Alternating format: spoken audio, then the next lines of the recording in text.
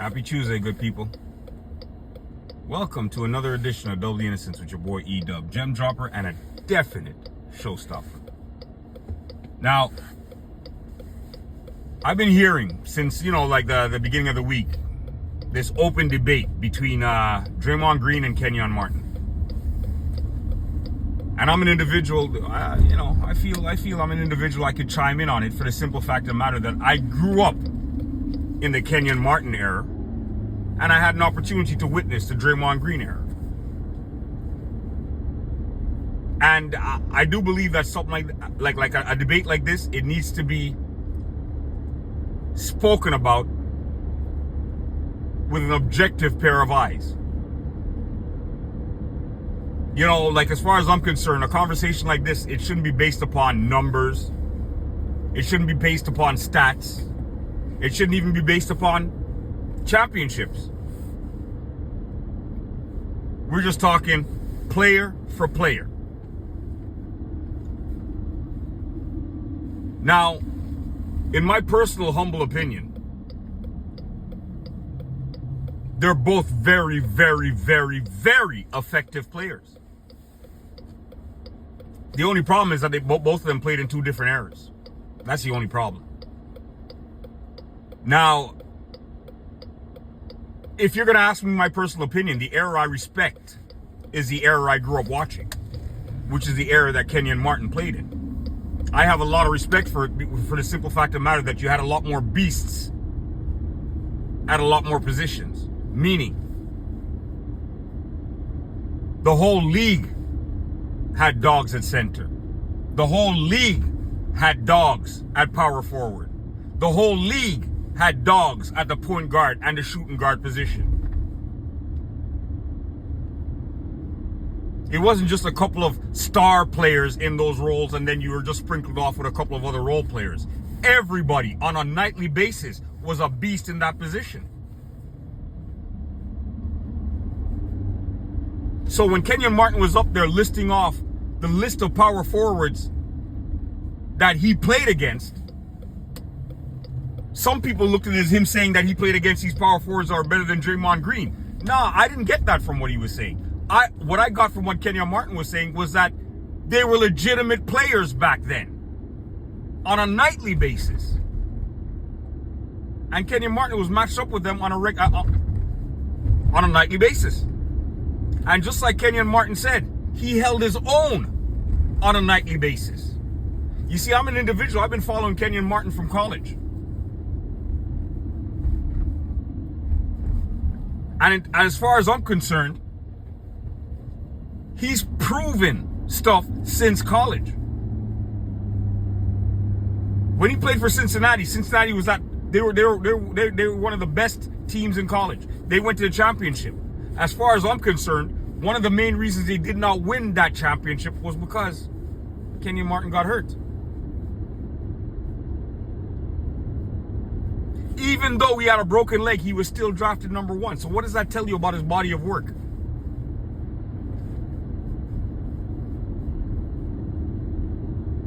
Because I'm not sure what it tells you guys, but what it tells me,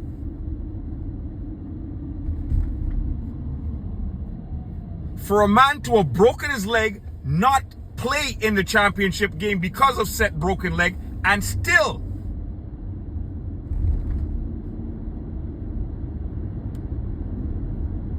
be drafted number 1 overall, for an individual that didn't get an opportunity to see Kenyon Martin play, just that body of work alone lets you know exactly what type of beast he was.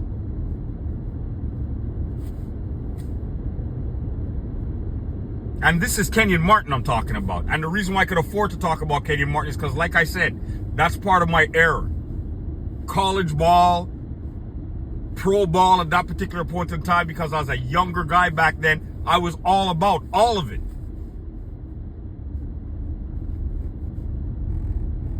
So I can't agree with a Draymond Green when he says Kenyon Martin underachieved. Just like Kenyon Martin said, it all depends on what you got into this for. He played an extended amount of years in the league. How is that underachieving? He was drafted number 1 overall. How is that underachieving? He got an opportunity to play in the championship back to back. He didn't win it, but he played in it. And we all know, especially when it comes to championships, there has to be a winner and a loser. Just the fact of the matter of you being able to get there 2 years in a row, you can't take anything away from that.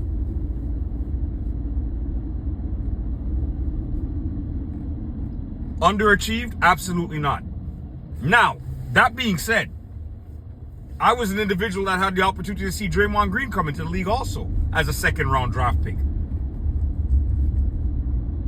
where he did some unthinkable things.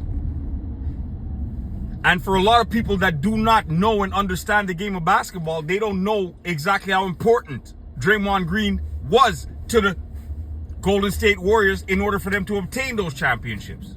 He was a key factor in that. Because what a lot of people don't understand is that basketball has a lot more entities to it than just scoring, putting the ball into the hoop.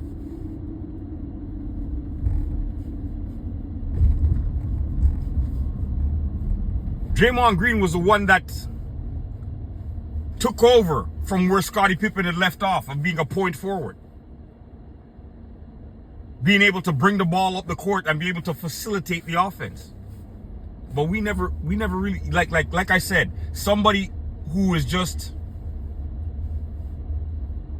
watches basketball for watching basketball's sake and not necessarily a fan of the sport would not see exactly how important Draymond Green is.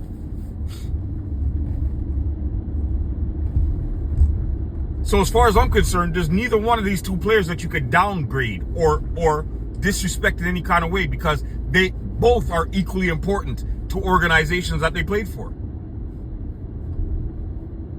Both of them might have had two different set of rules or two different set of expectations, but they were both equally effective. And as far as I'm concerned, with either one of these two guys, an organization could definitely win and get over the hump. Because I'm sorry, a prime Kenyon Martin, beast. You would kind of get the impression that this guy eats basketball and basketball rims for breakfast. A beast. And I appreciate the way he approached the game, because he always approached the game from a passionate level. Everything he did, whether it was offense, defense, slam dunking, whatever it may have been, he did with extreme passion. And if you don't believe me, take a look at the way his son plays. His son, Kenyon Martin Jr., plays exactly like how his dad used to play. Exactly like how his dad used to play. So, all that to say,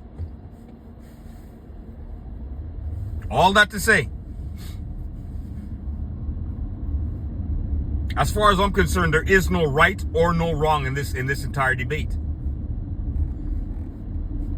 Now, if anybody wants to ask me my personal opinion, that if I was starting, I needed a starting five, and I only had two players to choose from in order to round off that starting five, who am I choosing between Draymond Green and Kenyon Martin? You got to understand, I am an individual. I like to consider myself a product of my own personal environment. So, leading with that,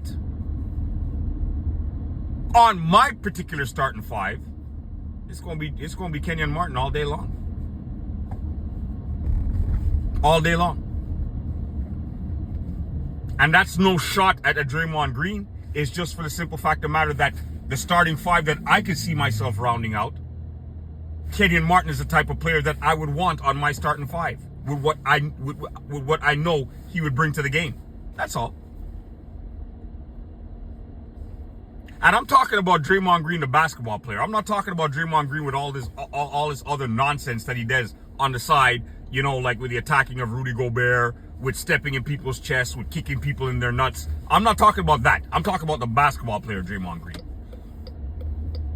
So maybe that might put into context and might make it a little bit easier for you guys to paint a picture. of the type of player that I'm honestly talking about. Take away all the extra antiques that Draymond Green gets away with, or Dez. Take away the fact of the matter that he tries to walk around as a proclaimed tough guy.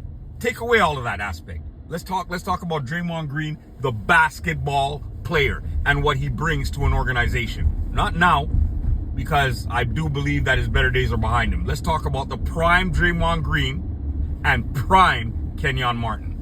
That's what we need to be talking about. And with those particular two individuals, like I said, I don't think you could go wrong. I just have a certain preference, and my preference would have definitely been Kenyon Martin. Because I'm a sucker for people that play the game with that type of extreme passion. I'm a sucker for that. You got to understand, I come from the Michael Jordan era. Need I say more? And there's one content creator, I follow him to the maximum. I respect a lot of stuff that he does. I really do. I love his content. But I don't necessarily agree with everything that he says at all times. And when he said young Kenyon Martin allowed a 40-year-old Michael Jordan to score, I don't know, I can't remember, maybe 30 or 40 points on him. The only thing I have to say to that is that supposed to take away from a Kenyon Martin? That Michael Jordan at the age of 40 was able to score that amount of points on him? I don't see that taken away from Kenyon Martin any at all. Any at all. We're talking about the person that a lot of players that played in the NBA refer to as Black Jesus.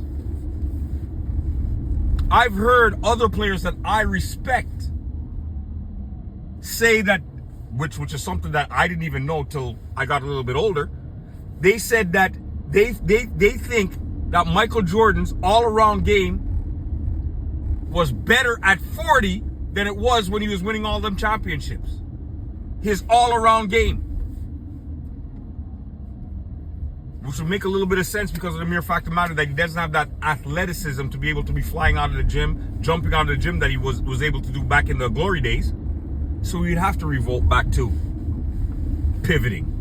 He would have to revert back to going to the fundamentals, the fadeaways. So for a basketball player to say that he was better at the age of 40 than he was back then, that's an eye-opener.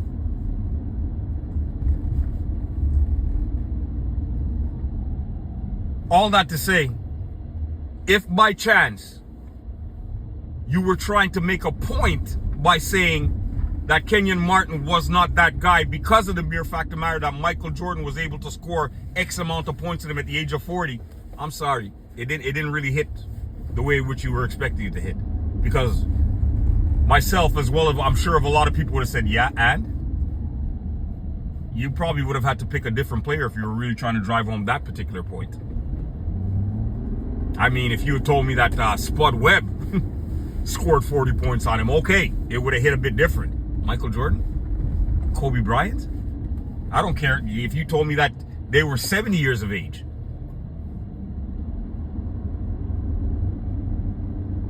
We'd still be expecting them to put numbers up because they were just that guy.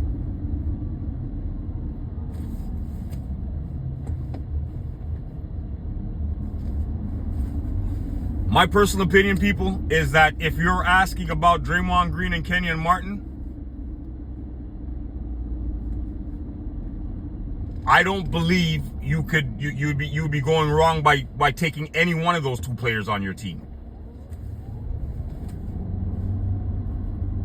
I believe that if you had to choose between those two players to round off your starting five, both of them would be a big asset to your starting five. So as far as I'm concerned, it's a wash. But if we want to talk about errors, and, you know, we do have to stay true to the errors. Kenyon Martin's an individual that could have played in both eras. Draymond Green, I believe he would only have been effective in this era. And that's just in my humble opinion. With that being said, people, I want you guys to share. I need you guys to like. And don't be shy. Subscribe to this channel and help this channel grow. Double Innocence with your boy E-Dub is out. Have yourself a blessed day, peeps. Deuces.